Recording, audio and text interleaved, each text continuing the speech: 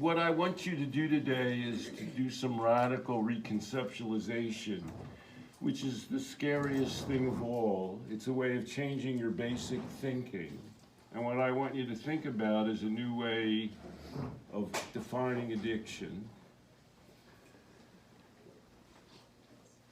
What if addiction wasn't a function of drug use? What if it wasn't that drugs caused addiction per se, but addiction resulted from some other kind of interaction that human beings have?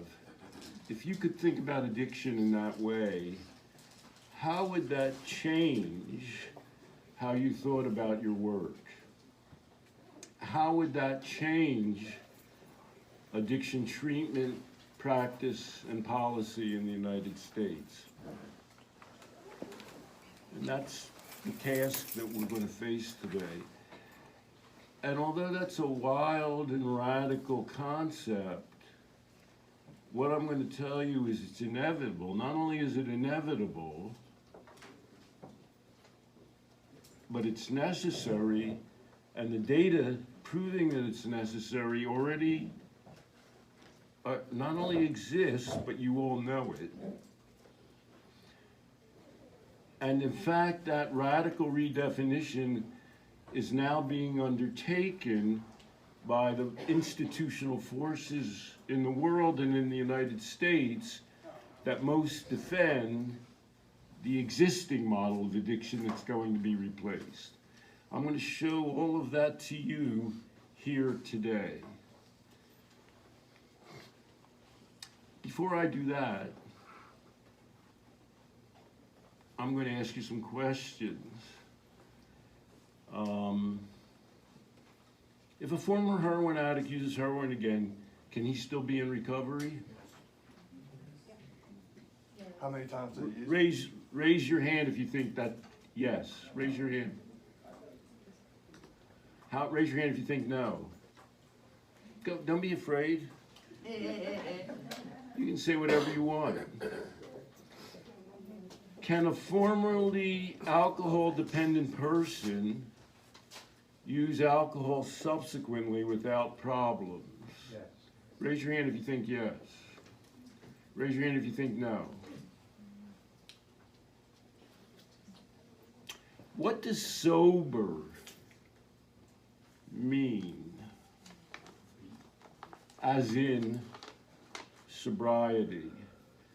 Does sober mean abstinence? Raise your hand if you think that's what sober means.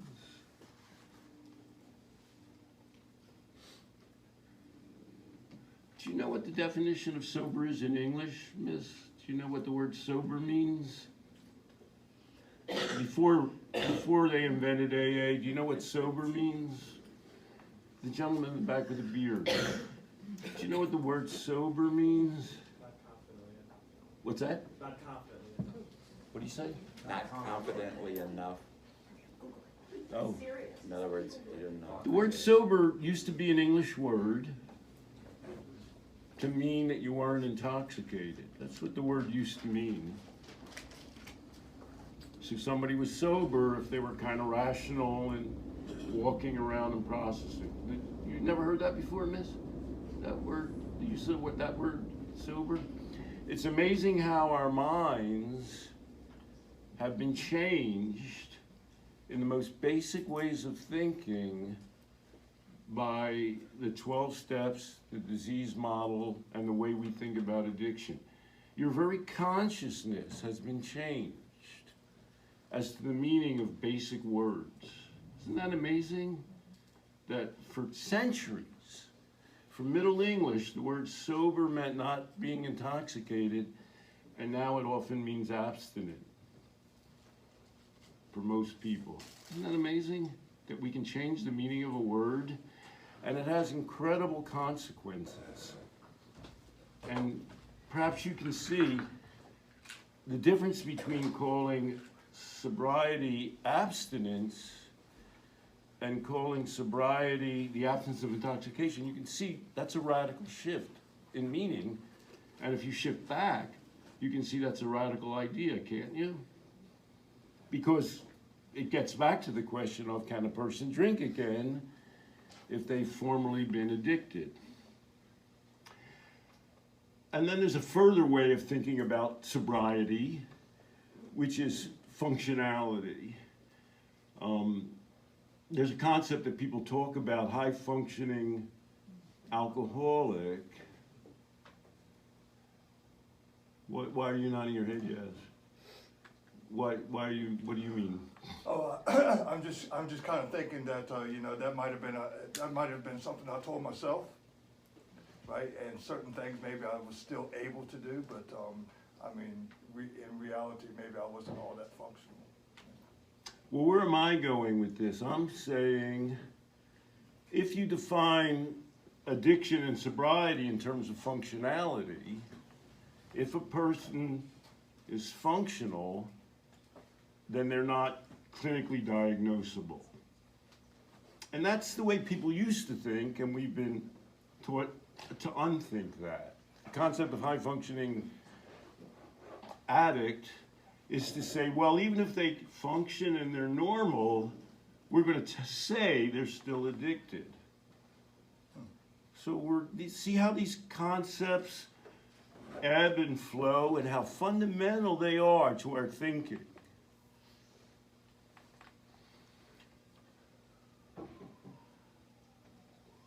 How are wet houses where street alcoholics live and are allowed to drink, and heroin maintenance sites where heroin is provided to users related to sobriety?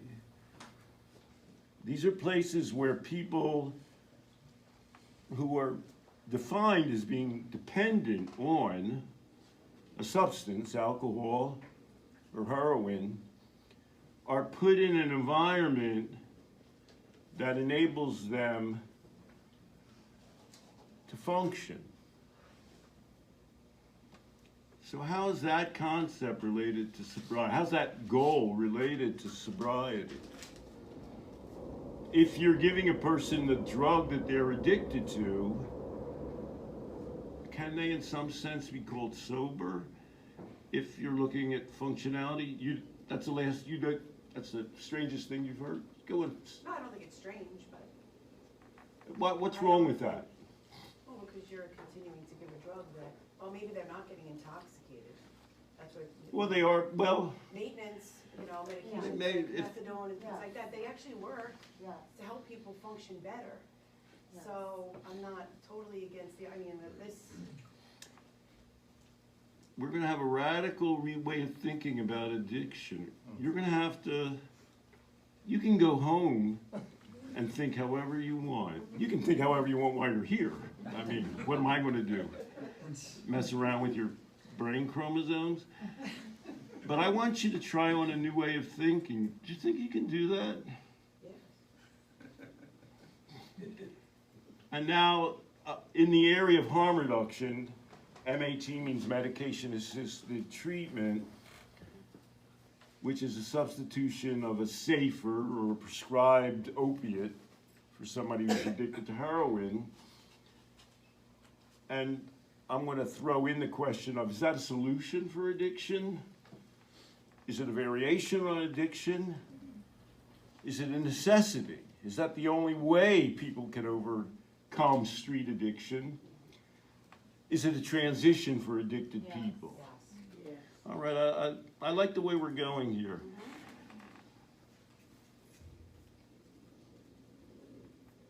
Dan was speaking about a very distinct population that we deal with. I am only visiting, but I'll say we deal with in this place. This is a place where people who come with a lot of negatives are treated. They have a lot of negatives, often, as Dan described, in terms of psychology, their psychological and psychiatric state, in terms of their family situation, in terms of their economic situation.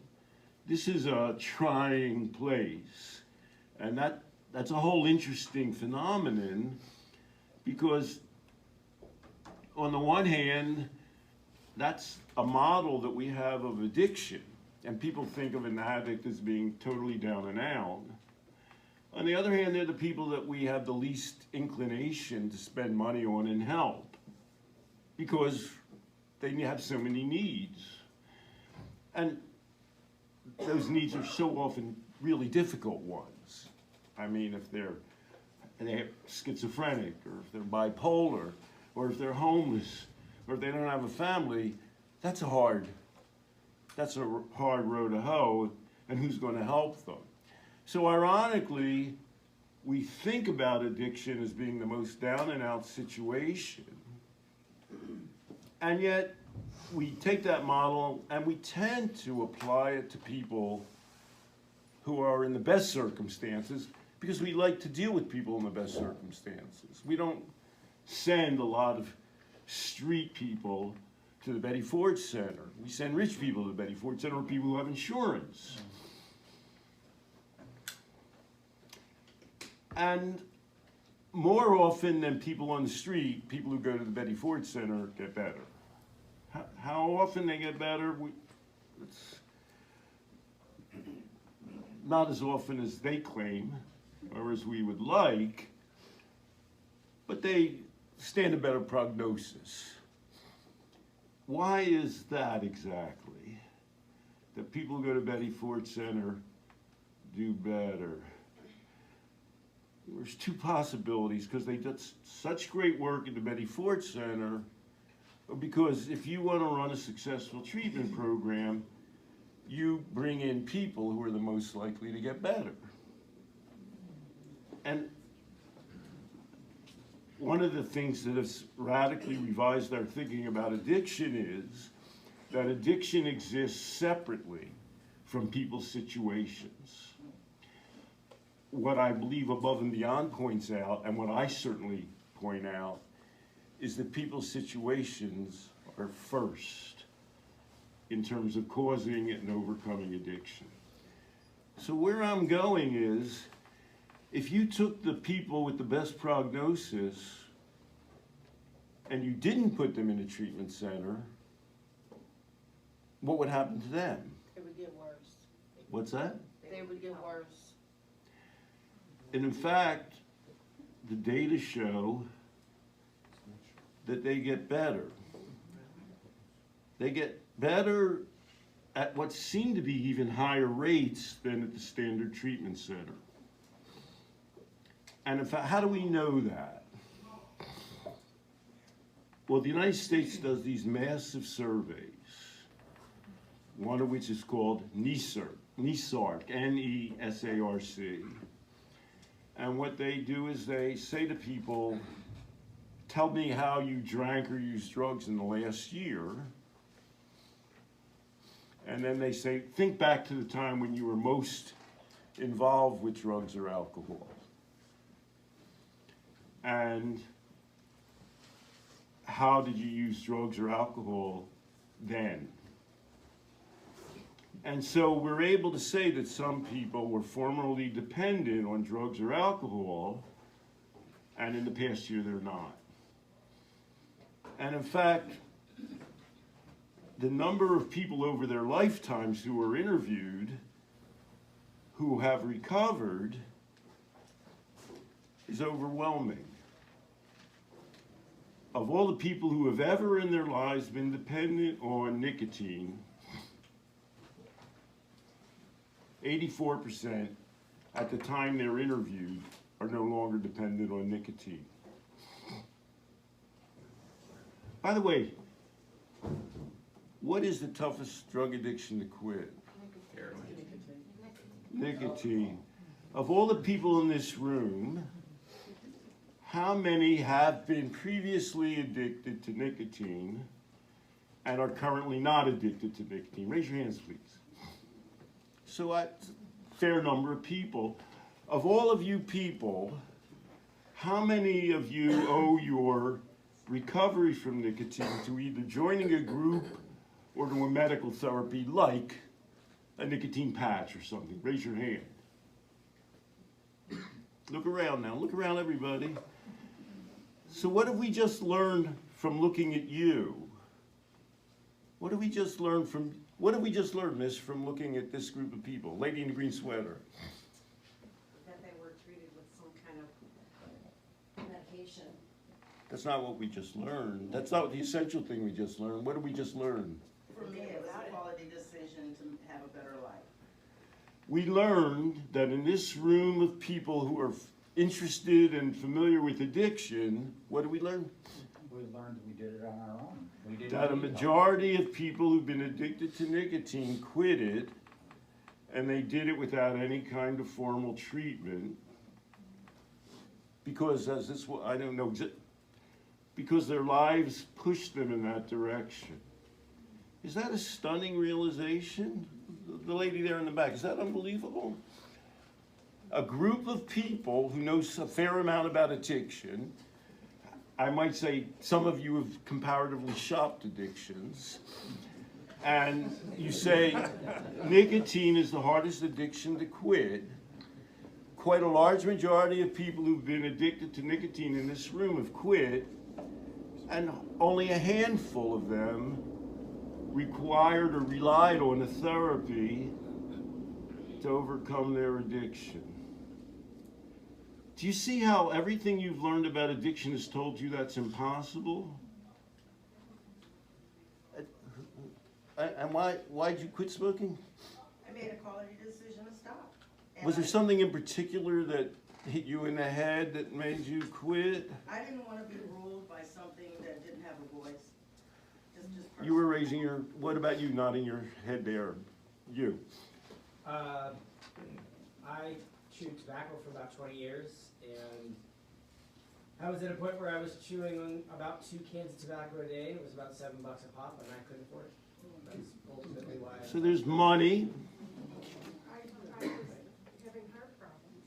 I didn't want to. Sometimes nobody thinks nicotine's good for you, but sometimes you really get impressed that nicotine's bad for you. Gentleman in the back? Sometimes something catches your attention. Of course, you might say, well, I quit smoking because I couldn't breathe. And then you go, well, that's no trick. But then if you could quit smoking when you couldn't breathe, you could quit smoking anytime. You just didn't get around to it. And nicotine is the hardest drug to quit. These data show you that. 84% quit by the time, they die. I'm not joking about that, don't laugh. These are people who are alive, who were interviewed. And you say, do you smoke now? And they don't smoke now. Now, some of them waited a long time. And in fact, we know how 50% of the people who have ever been dependent on nicotine quit after 26 years. If you can visualize this, they're going to take all the people who've been addicted to nicotine, and then they're going to say, well, at what point did 50% of them quit? 26 years. 91% of the people who've ever been dependent on alcohol in their lives are no longer dependent on alcohol when they're interviewed at NESARC. And the average half-life, it takes 16 years for 50% of them to quit, which of course means some took longer. Cannabis, 6 years, cocaine, 5 years. Why are cocaine and cannabis half-lives? Why do people quit them more rapidly? And more of them quit. Why is that? Forget everything you know about addiction and think about life. Like, what's that? They grow up. What? They grow up. Well, they grow up. Okay, we're jumping ahead. Legal issues. Right. It's a little tough to be a drug addict. Some people manage, but there's a ton of pressures on you.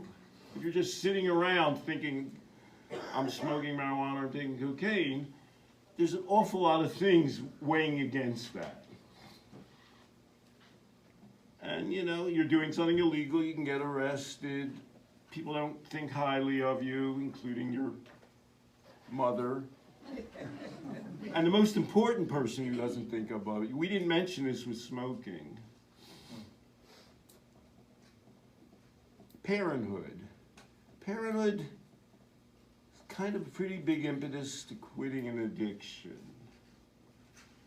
So that, for example, nobody said it here, but if I talk to people and I say, why'd you quit smoking? Somebody will say, my daughter said to me, Dad, didn't you love me? Don't you want to live? Now you can, a certain number of people ignore that, but that's a strong impetus. Do you see how we're thinking differently about addiction here from what you've all learned? We're thinking about human beings and their lives. Somebody decided that addiction is caused by drugs. What Above and Beyond does, and what I'm telling you, is think about a human being and their life space. If you see people who tend to be addicted for prolonged periods, think about their life space.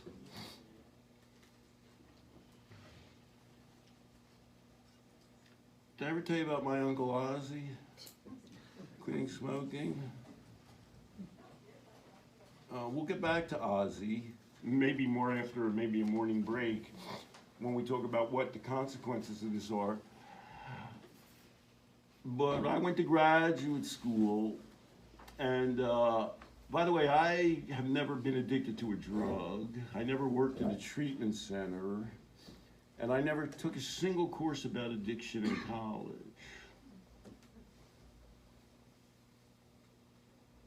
However, all I've ever thought about is addiction. For some bizarre reason, you can get into that, but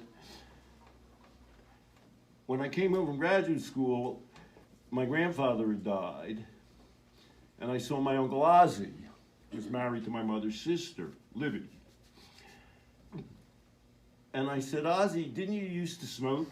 Because he wasn't smoking. And Ozzie said, oh yeah, I had a filthy, filthy tobacco habit. He smoked for 24 years, he was 42, from the time I was 18, 4 packs a day of unfiltered cigarettes. And then I said, and this is something I say every time I ride on an airplane or I sit anywhere when I talk to you, why'd you quit? And my Uncle Ozzie said, this is his story, is he never once thought about quitting.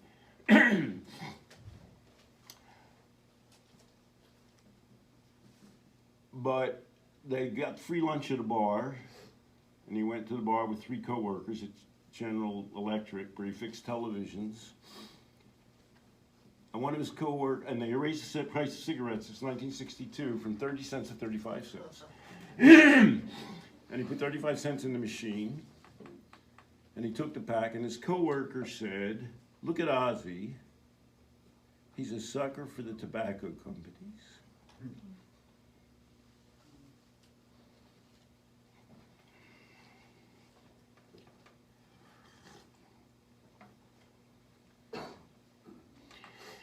And Ozzie said, you're right, I'm going to quit. And the woman said, oh, can I have that pack of cigarettes? And Ozzie said, you mean and waste 35 cents of mine? And he smoked all those cigarettes, and he never smoked another cigarette. So I'm going to ask you now, why did my uncle quit? But I'm going to give you a little more information about my Uncle Ozzie later. Why did my Uncle Ozzie, 24 years, 4 packs a day of the hardest addiction to quit, a woman says, I have to count those words, 10 words, and he quit.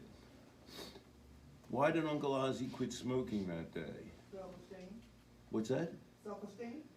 How so? Tell me slightly more. Somebody told him, you're a sucker for the tobacco company. Good. It's good. Somebody usually shouts out, I'm going to accelerate the process. Somebody usually shouts out, Uncle Ozzie is cheap. Okay. What's that?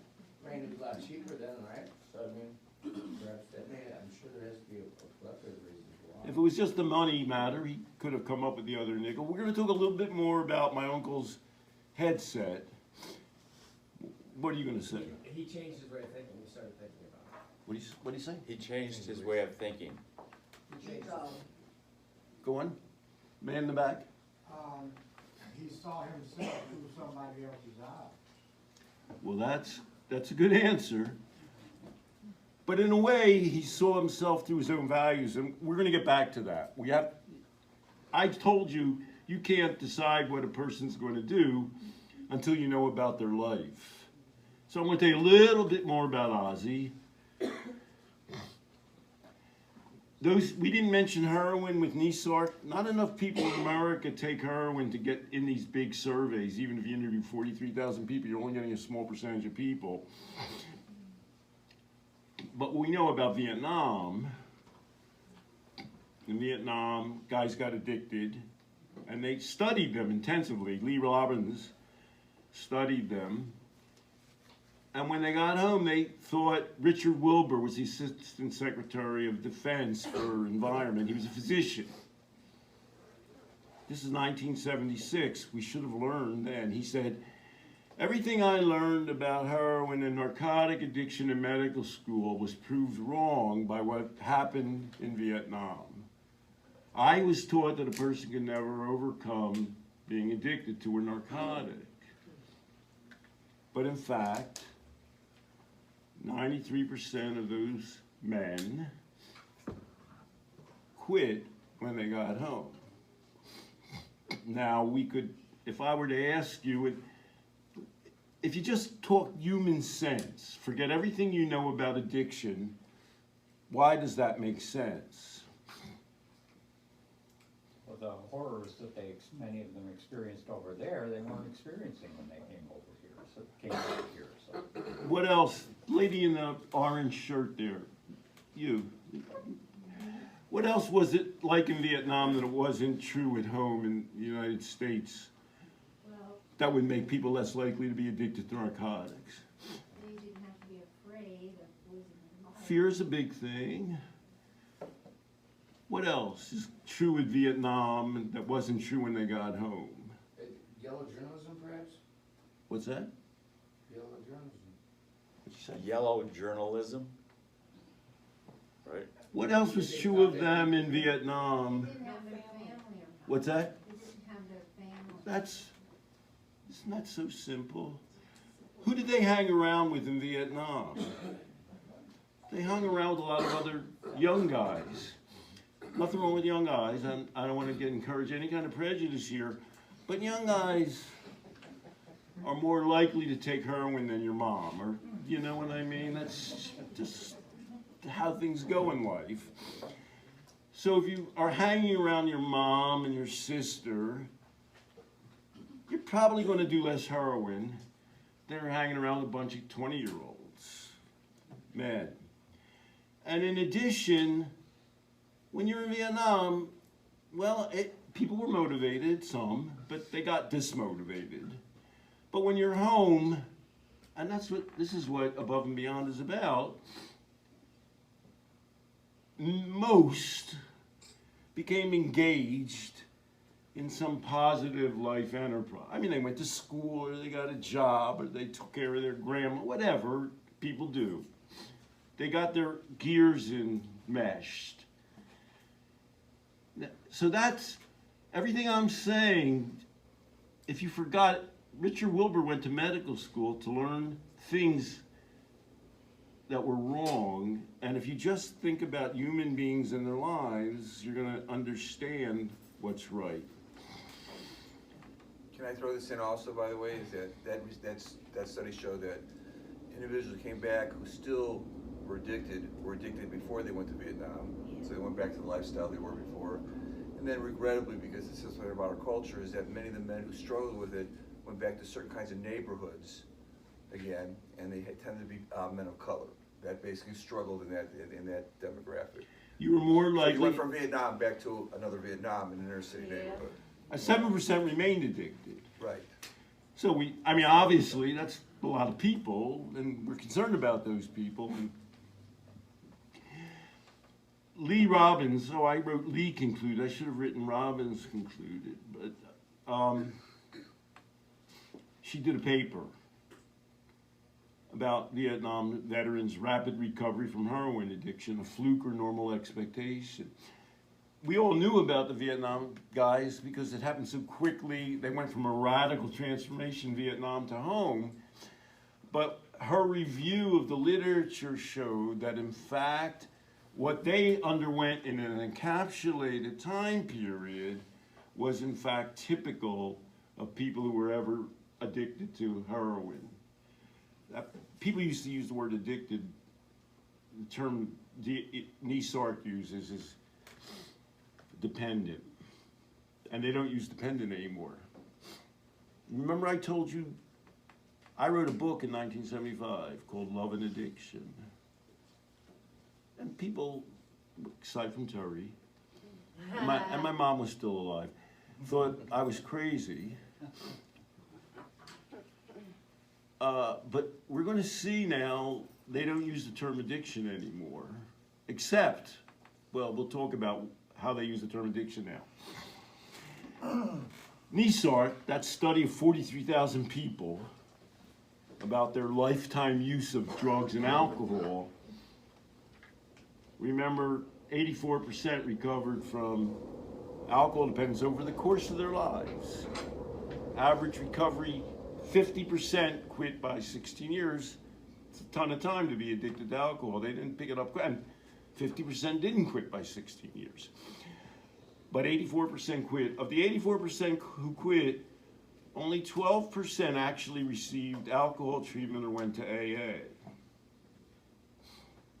Now, of course, that shouldn't surprise you, because just in this room here, people, some percentage, a high percentage of people quit nicotine addiction, and hardly any of them, a handful, use the medical therapy. They quit on their own might be a funny way to put it. You know, they weren't on their own, they were living a life, they had a family, you know, they had a daughter who said, "Dad, don't you love me?" More than half of formerly dependent drinkers still drink. Why don't we know that? Why do we believe that, what is that lady and many people, she just represents the mass of people.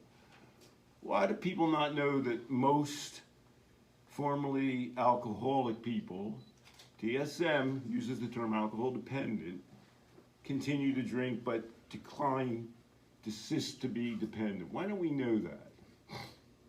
Why don't we know that happens?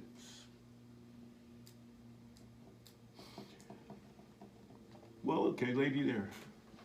It would be hard to sustain the drug war if we accepted that that's more harmful. Well, we're going to get to that, the consequences.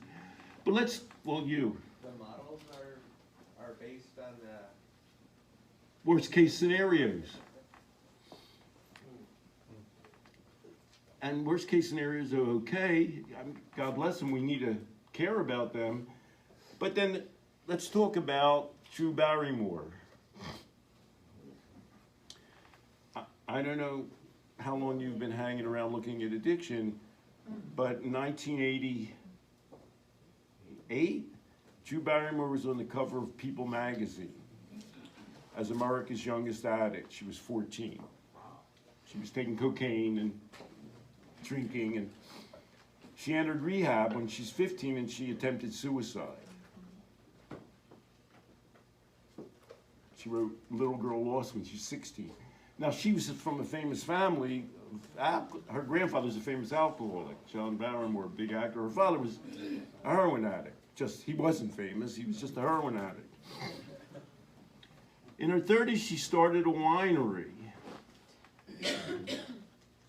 And she confessed, they interviewed her, "I'm not sober, but I'm in balance." Now, I know you don't have to be a big Drew Barrymore fan to know she sort of became famous and powerful. You know, she became an actress. Well, she was an actress when she was a kid, but she became successful. She formed her own production company. She became a power player. She's on TV now, the whatever diet. She's had a lot of success. Why didn't Drew Barrymore write? She wrote a book, Little Girl Lost, when she was 16, with help. Why didn't she ever write a book, How I Used to Be an Addict When I Was a Kid and I'm Not an Addict Now? Why didn't she write that book? Why didn't she write that book? Because it's kind of interesting, wouldn't you think? Wouldn't you like to know that? And the answer's kind of. What's the lady next to the guy nodding his head, what's the answer? Me? Yeah. I really believe the answer is that she continues to struggle off and on. So you think she's still an alcoholic? I don't say that she's an alcoholic. What I say is that she continues to struggle with her balance off and on. And why is she not an alcoholic though? Or an addict? To me, that's a label that we don't typically use anymore, first of all. You know, she may struggle. Why does she not meet, she wrote about her, she just got divorced, she has 2 daughters, she wrote about that. She was interviewed by, there's an interview and she said, I was in a really dark place. But she never once, she wrote a whole book about being a drug addict. She never, when she was struggling and in a dark place, she didn't say, I started using heroin or becoming alcoholic again. She just said, I struggled, like you said. She would probably have to tell too many secrets about her family and her background if she talked about why she was addicted as a youngster. I believe it's saying the same thing, but in kinder words. You can be drinking and you can say, I'm a horrible drunk, or you can say, I'm drinking, but I go on with my life.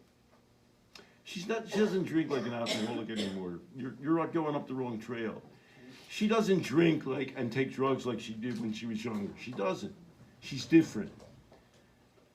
Her life is different, and to not realize that is to not recognize what life has in store for her and for people potentially. What I'm trying to tell you, which is okay. Her life has changed in remarkable ways. She's realized what her skills are. She's had a tremendous amount of success. She's still, whatever you might say, she has trauma from her child. You know, she was raising her, so she declared independence from her mother, who she loves, when she was 16. I mean, she had a tough life, and she struggles, but she's not an addict or an alcoholic.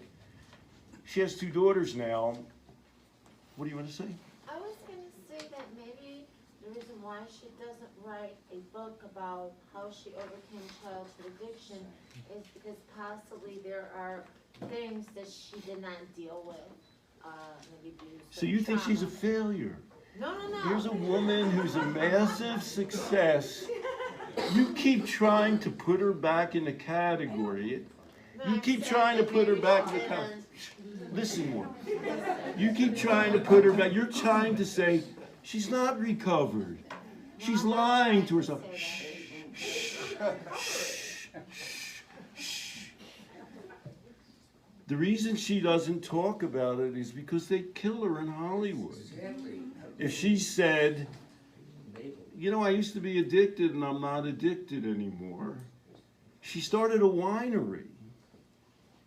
And of course, what do you want to say about her starting a winery?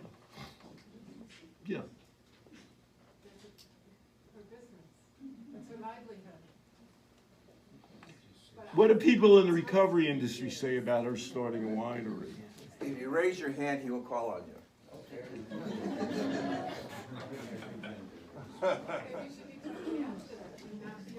They would say, and they do say, well, she's in denial. The more she talks about it, the more people deny her reality. She's one of the biggest power players in Hollywood.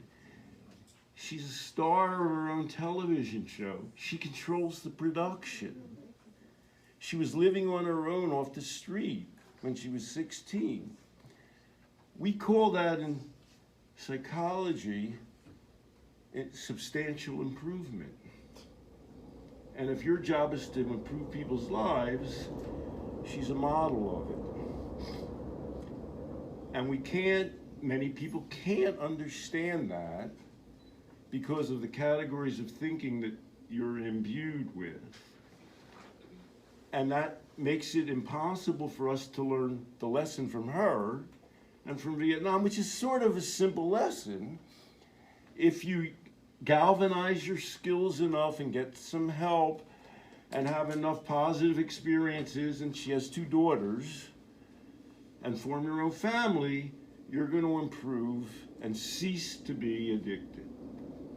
And that's I'm jumping ahead here in case I have a heart attack while I'm here. And I don't get around to it. I wrote Love and Addiction when I was in my 20s. I know what you're all thinking. It was published in 1975. I know you're all sitting there thinking, the kid must have been in knee pants when he wrote that, you know? But actually, you know, I'm 72, and you're gonna see now that all the experts now kind of agree with me, but they can't quite get to say it. How do you go from being a rock bottom drinking person to being a person like Drew Barrymore? How do you learn that? Okay, well, if that's a fair question is, if you're going to have to start your own studio to get over addiction, that's going to be a pretty small group of people. And we're going to say, well, if you get over heroin addiction by being in Vietnam and then coming back, well, that's a tough way to go. But remember what Lee Robbins said. I think what I'm starting to see is there's a shift from sobriety to recovery. Sobriety is focused on abstinence, things like that, and recovery is more about working a program, any program, whatever the program is that works for you. It doesn't need to include NA. She didn't work any program. Right, but it's about finding something. You see how your thinking is so, you can't get out of your categories. The program she worked, by the way, the guys, Terry's not here, the guys who came from Vietnam who went into treatment were less likely to recover. I'm not saying. What happened to the guys in Vietnam? They didn't work a program. They lived their life, and their life happened to be coming back from Asia, which, as you point out, that's a tough road to go to get people out of addiction. To start your own studio, well, that's a tough way to go, but what Lee Robbins said is, people's lives unfolding in general takes them away from addiction. That's not, calling that a program, by the way, I have an online program, which I call a program, so I can't say.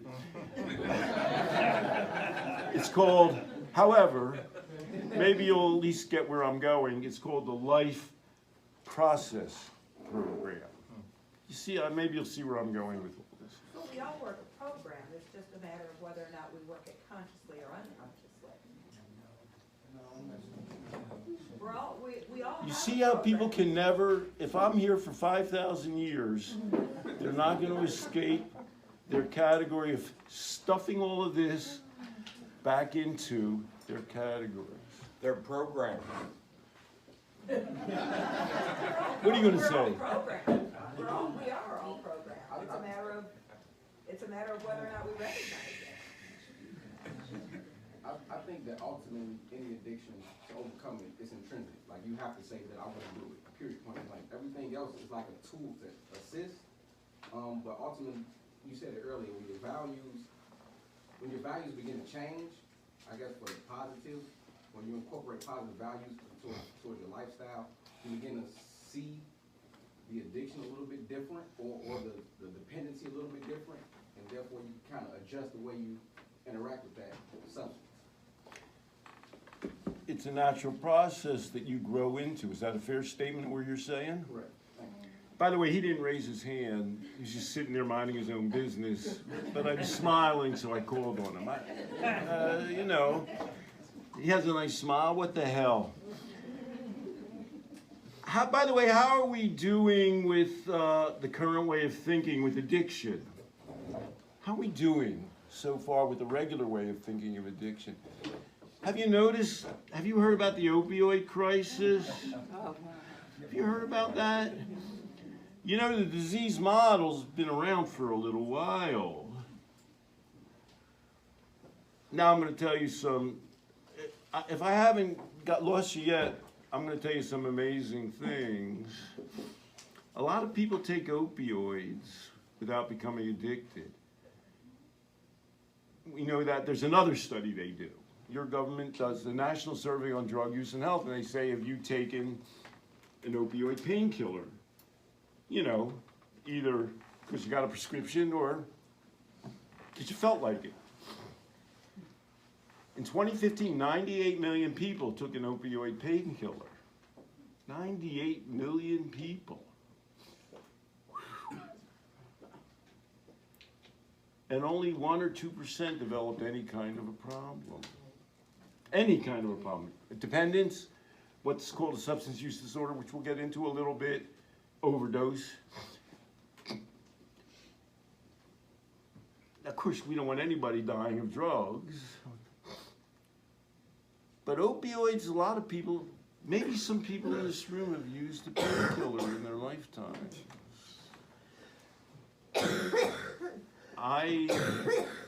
This year I had an operation. I had a bone spur removed from my toe. And my doctor gave me, Percocet. And I did with that prescription what most people do. What's that? The lady there in the very back. What's that? What'd she say? Take it as prescribed. Almost. Photocopies of it. What? Make a couple photocopies of it.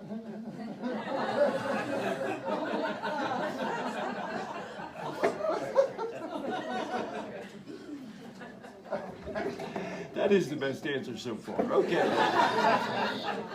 I did what most people do. I didn't use all of the Percocet. And why didn't I use all the Percocet? Because when the pen went away, I figured, well, who wants to take, it's pretty chunky, what the hell, I got enough problems in life. Most of the illicit drugs in America come from people's cabinets because most people take the drug and they don't finish the prescription. That's a funny, think about that. What's that tell you? This is the most addictive drug. Summarize what that tells. Lady in the back there, behind the guy with the glasses, what's that tell you? That most people don't finish their prescriptions. It's an addictive drug, but people take it when they need it. In whatever terms that means to them.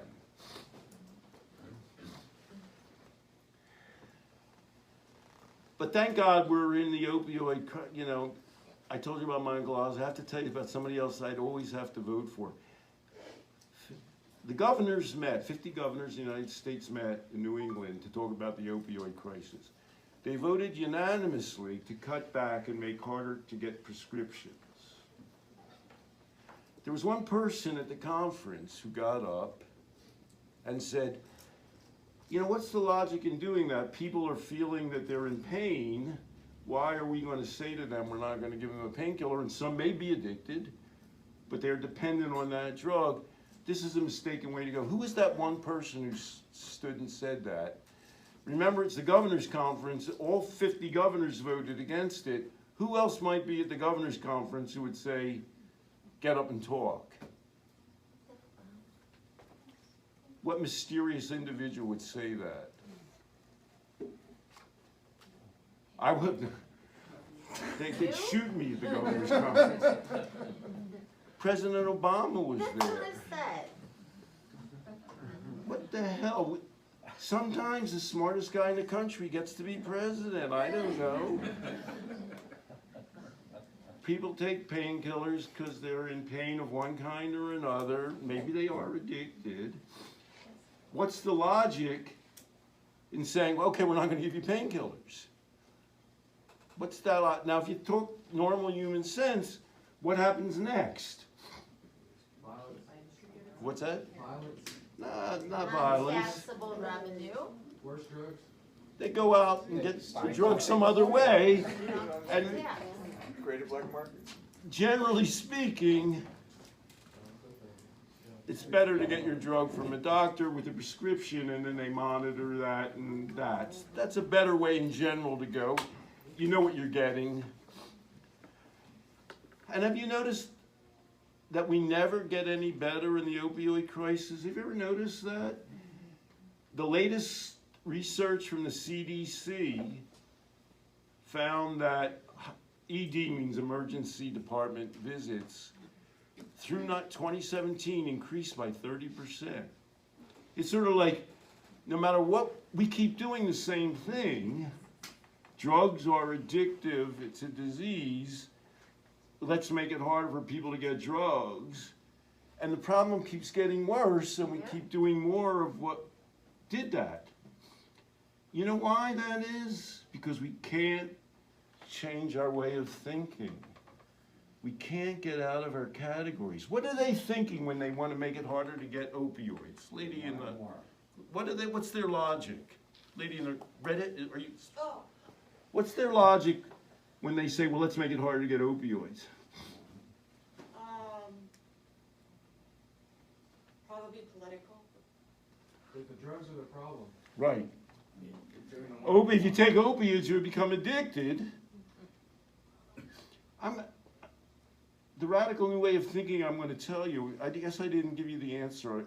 Did I tell you I might just drop dead while I'm up here and I don't want you to go home? What the hell was the guy going to tell us? I mean, I am 72. I did ride my bike here from Division Street. Drugs are no different from any other powerful experience in terms of their ability to addict people and the formula that determines that they become addicted. The factors that create addiction are no different. I'm going to prove that. That the people who, they still despise me, are kind of saying that themselves now. So what was my point? My point was, you know, when people want something, you don't say, okay, we're not going to let them have it. That's not how we generally deal with people wanting stuff, like food and anything. I was just going to, I think what this lady said, everything, the drug's not the issue. It's the homelessness, it's the lack of just general mental health therapy, it's the lack of something else. I mean, Yeah. and then Exactly where we're headed. NESARC, I mentioned NESARC does alcohol. They do waves of NESARC. There happens to have been a 50% increase in alcohol use disorders between 2001 NESARC and 2012 NESARC. From 8.5% to 13% had a past year alcohol use disorder. Along with what we know about the opioid crisis. So, you think we're going to change our approach to addiction and alcoholism? Now, this is a complicated topic. I don't even sort of want to bring it up, almost. Harm reduction, I'm going to throw a whole lot out at you, involves the concept that abstinence is not a necessary solution or for approaching addiction. And one consequence of that is to say, well, why don't we give them safer forms of narcotics, like buprenorphine or methadone?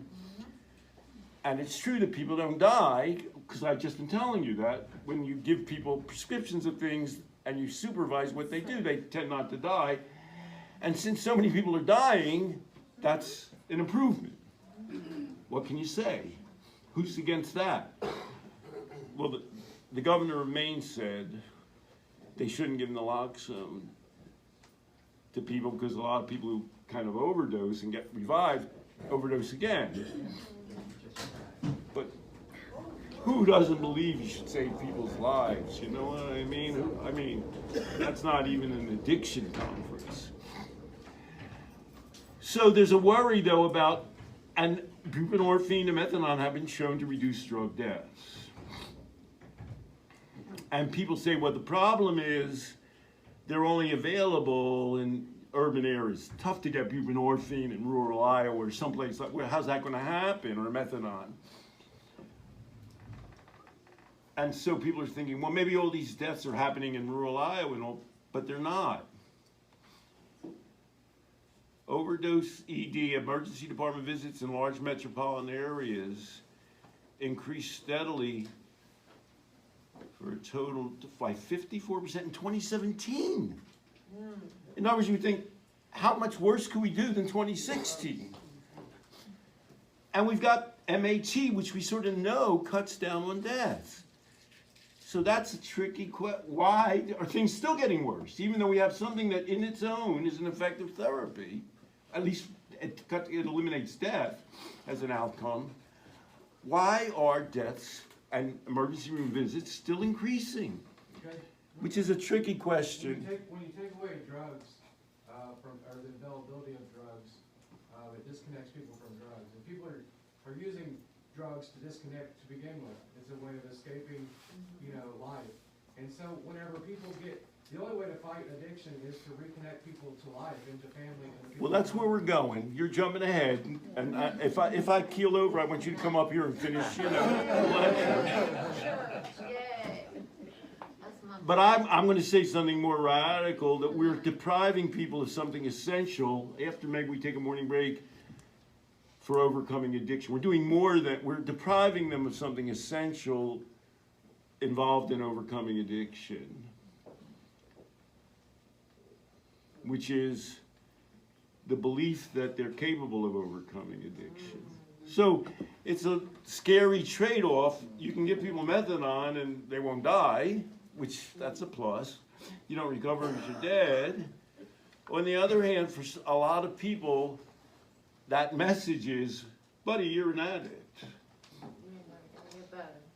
So that's the message. Okay, I got a lot of writing on this. I have a question. Is it possible that by, not taking the drug away and giving the methadone, you're kind of making it okay? Because it's difficult to stop people from using.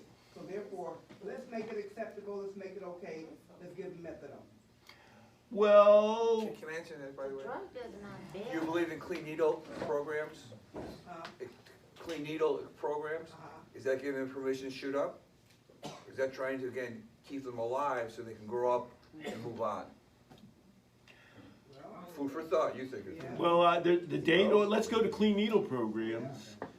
Everybody said if you give people clean needles, the United States was the last Western country to do clean needles. More than 100,000 people died from HIV in the time that England adopted clean needles. And the reason, why in America did they say we can't give people clean needles? What would be the standard answer? Because we're encouraging people to use. And in fact, people were more likely to quit if they got, why? I mean, I'm jumping way ahead. Why are you more likely to quit if they sort of bring you someplace and give you a clean needle? It doesn't ruin your life because you caught a disease. What's that? Because it doesn't ruin your life because you caught a disease. Okay, you're not ruining your life, yeah? It's acceptable. See yourself as being valued? What's that? See yourself as being valued?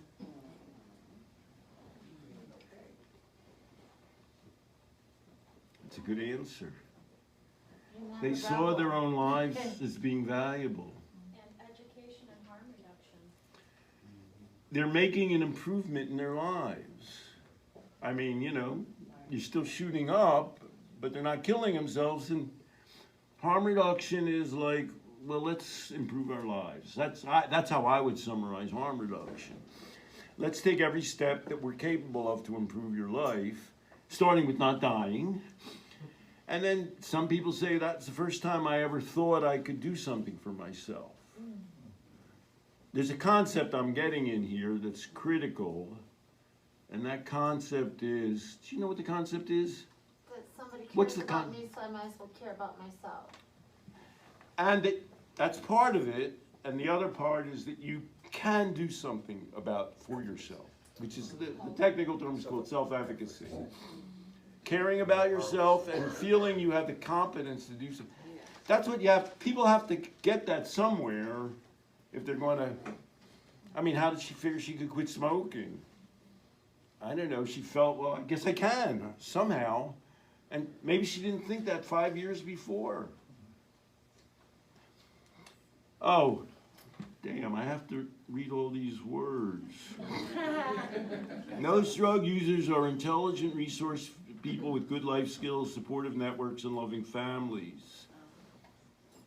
These assets enable them to manage the risks associated with their drug use, avoiding the most dangerous drugs and managing their frequency scale of use. In other words, drug users aren't as stupid as they seem to be. Most people who take drugs are kind of going to say, I take drugs, but I don't want to die and I want to have an okay life. They're just like normal people. But they tend not to tell us about that. If you're a Hollywood star and you're taking drugs and you're doing okay, you don't announce that. They're going to kick you out of something, you know what I mean? You're going to lose something for that. You're not allowed to talk about that. The atypical experience, you know what atypical means? Like a relatively small number of drug users from stable backgrounds who stumble into addiction. It happens. I mean, famous and rich people can get addicted to, but they're less likely to get addicted. Can legitimately attribute the chaos of their subsequent lives to this one event, drowns out the experience of the overwhelming majority of addicts for whom social isolation, economic exclusion, criminality, and fragile mental health preceded their drug use rather than being caused by it. There are two populations, both can become addicted, but one's more likely to become addicted. You know, people like to say, well, anybody can become addicted. I always say, you know, President Obama, think about his two daughters, you know, they go to fancy schools, they're going to Harvard, the older one is, they go to Europe before. I guess she could become a drug addict. But if you had a bet, and you know, you're looking at somebody like in Appalachia, whose family's been on welfare for generations, they don't have a job and they have they don't get medical care. One of those groups is more likely to become addicted. The guy who said that was named Paul Hayes, the London School of Hygiene and Tropical Medicine. I visited that place. I just love the name of that, Hygiene and Tropical Medicine. They only have that in England, you know, because they had all these colonies, places. He was the CEO of the National Treatment Agency for Substance Misuse in Britain, so he's no idiot off the street, you know what I mean? He's a guy who hangs out treating, you know, what are we going to do with drug problems in England? The title of this slide is, Why Do Some Drug Users Do Better?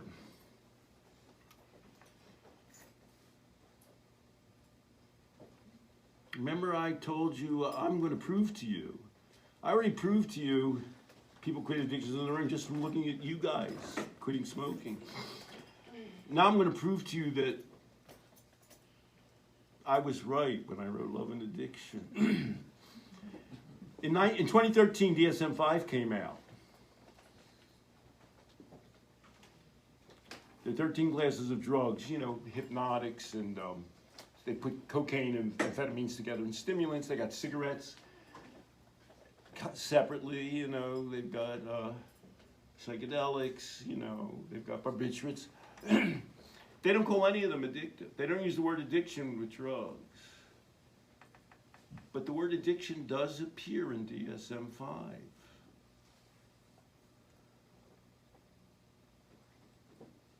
And no drug is called addictive.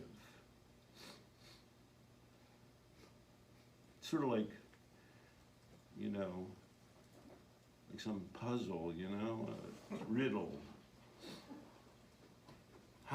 What happened in DSM? DSM-5, if you're in a line of work, you have to write a category from DSM-5 to get reimbursed. Yes? So they're looking at now is the behavioral piece versus the. But the word addiction does appear. They are looking at behavioral. They have mild, moderate, and severe substance abuse. And they look at, you know, how bad it is. But they don't use the word addictive. But they do use the word addictive in there. They also call it compulsive because. They don't use the word compulsive. They actually no longer use the word dependence. They're just saying, how bad is it for your life is where they're going. But the word addiction still appears in DSM-5. It's applied to one thing, gambling. Go figure. But there's another thing where they tell you people what diseases they have. It's called the International Classification of Diseases. It's the World Health Organization. They don't use addiction either, except they have gaming addiction, which isn't gambling addiction. It's a whole other sort of thing. It's a gaming addiction. What's gaming addiction? Gentleman there with glasses there. What's gaming addiction? No. Lottery, That's gambling. No. Yeah. And what would make you say somebody was addicted to a game? What would make you say, or wouldn't you say that? Well, when I say it, it's because of the fact that they spend more time doing the.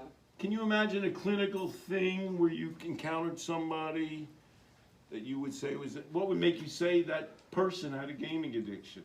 Man with the beard there, what would make you say somebody? It interferes with their day-to-day functioning. And there are people who it interferes with considerably. Yeah. We think of them more often as being younger people. And what would be a clinical syndrome of somebody, lady there in the back with a striped shirt, what if clinically speaking, when would you say a young person would become what would be an extreme form of gaming addiction that you could envision? What would make you say a kid had a gaming addiction? When they're not functioning normally, when they're not doing. And what would be concrete? What would, if you had, what's that? Not doing their homework, not eating their dinner. What's that? Not going to the bathroom or resting. Sometimes they don't go to the bathroom. Sometimes they don't go to the bathroom. That's a bad sign. If they stayed up all night with the shades pulled, playing games, they didn't go to school. You can see it getting pretty bad. You might say, well, that's crazy. And then you say, well, that's why it's a disorder. And you know, that can take you pretty far south. You could see being very, very concerned about a kid. If you had a kid who stopped, you know, you had to force, and of course he could lie to his parents. He'd say, I'm going to do my homework. And so I wrote Love and Addiction 1975. I said, addiction is not an outgrowth of the use of drugs.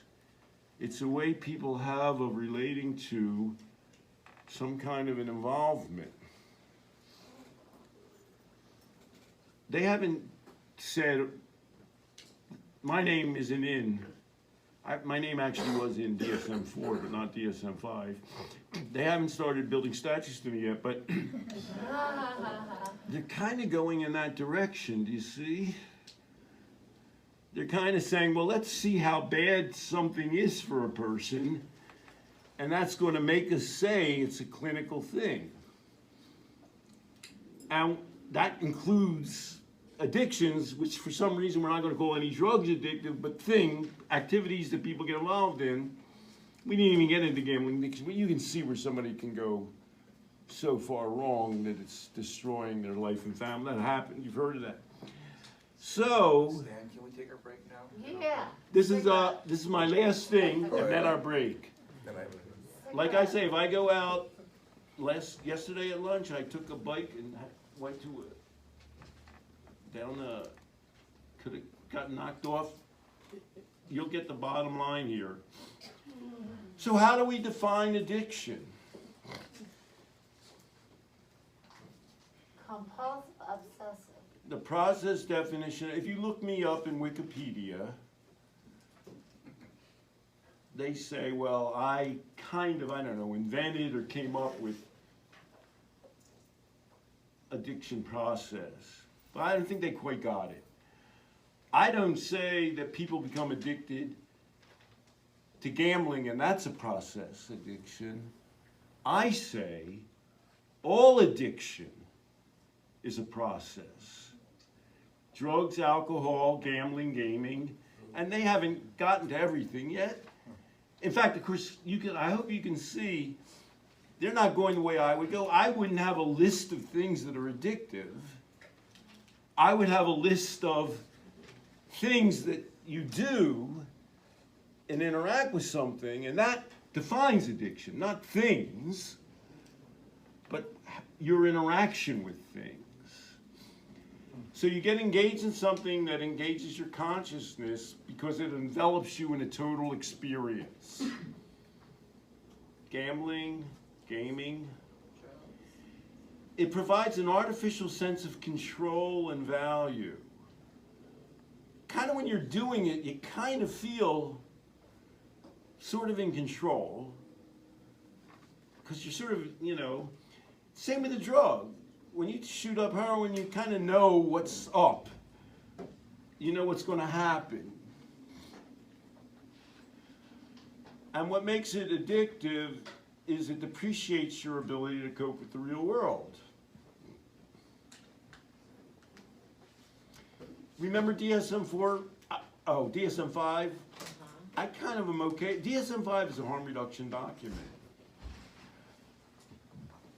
DSM-5 doesn't say that shooting up heroin is a disorder. They don't have that. They say shooting up heroin and having these problems is a disorder. And there are two ways to get into DSM-5. Two fundamental underlying dimensions. You can have hallucinations and not be schizophrenic. Two things have to be true.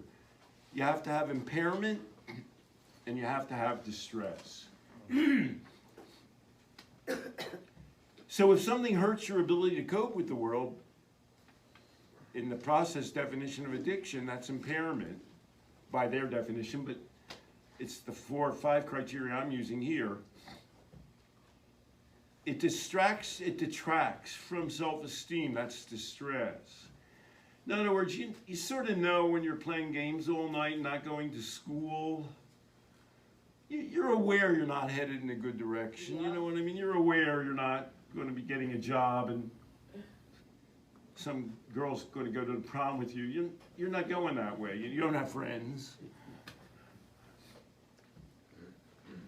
And it requires re-immersion and involvement to regain that feeling of control and value. The only way you know how to get a sense of control and feeling valued is by doing that thing again. And that applies to gambling, it applies to gaming, it applies to heroin, it applies to alcohol, it applies to everything that we could call addictive. So we're going to take a break, and Terry's going to tell you about that, and then we're going to come back, and we're going to say, as you radically assimilate what I've told you today, how does that impact how we think and deal with addiction in terms of therapy and treatment, of raising children, of policy? We have one question before the break. Man's never said a word, so we got to let him talk. Just a clarification. When your last bullet there, you're talking about regaining authentic control. No, I should have said it. Regaining your artificial sense. Tell him, lady there, explain to him. Lean around the pole and tell him. Under the drugs, you're feeling that there's a sense of control, that you have value in life. It's almost like you're tricking your mind. So It gives you a false sense of control. It's a false, not a healthy sense of control. Starting the process But all if that's the only way you know how to cope, you go back to it over and over and over again. It works. Yeah, it does. So it's effective For, Temporary. temporarily, internally, but impairment means you're not dealing with the real world. That's impairment means. And you know, in some sense, you're aware you're not doing well. And when You know, I mean, don't you think we've made a lot of headway here? Yeah. You got a whole, you know, see a whole new view in the world. It's just great, isn't it? Yep. All right.